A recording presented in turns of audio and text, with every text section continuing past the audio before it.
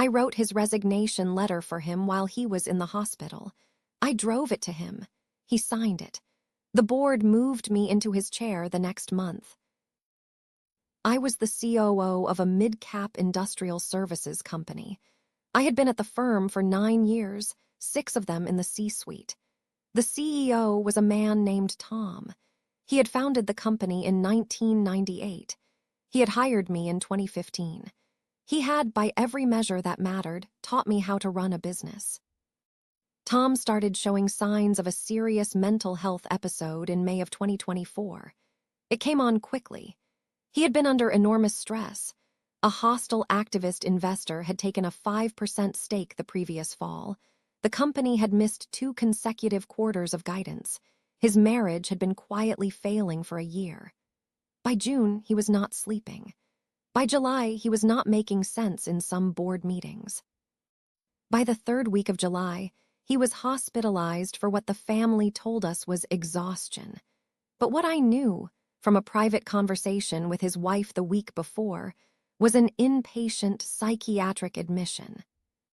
The board convened on a Saturday morning at the chair's house. I was invited. The 3 independent directors were there.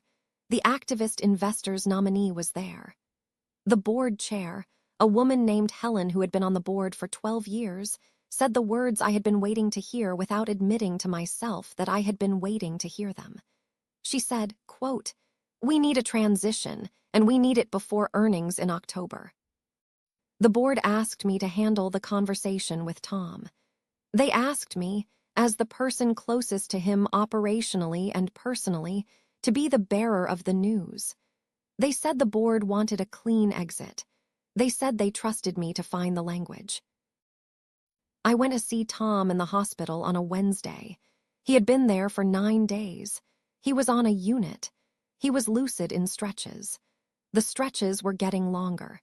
He was, by the doctor's assessment that day, 2 weeks away from being able to consider returning to work in any capacity.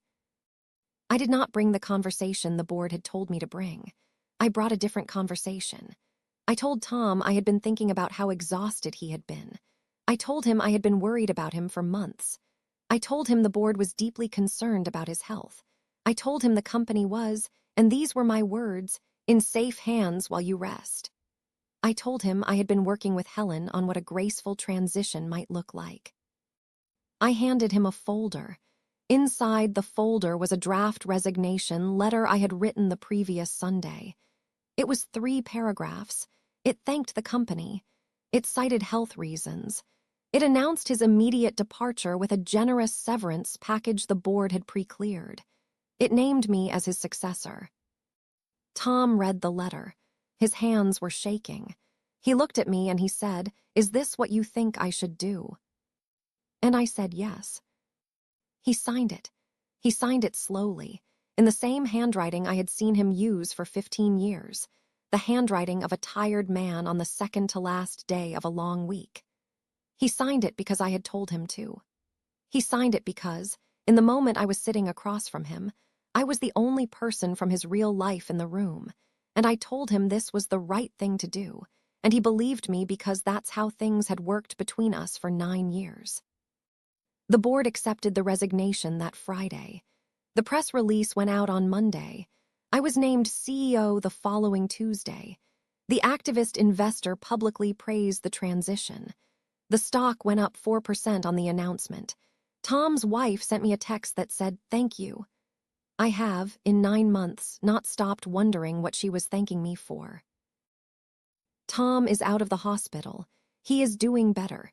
He has, by his wife's account in a Christmas card, started painting again. He has not asked me for a meeting. I have not asked him for one. The CEO chair is still the chair I sat down in last August. What would you have done? Tell me in the comments.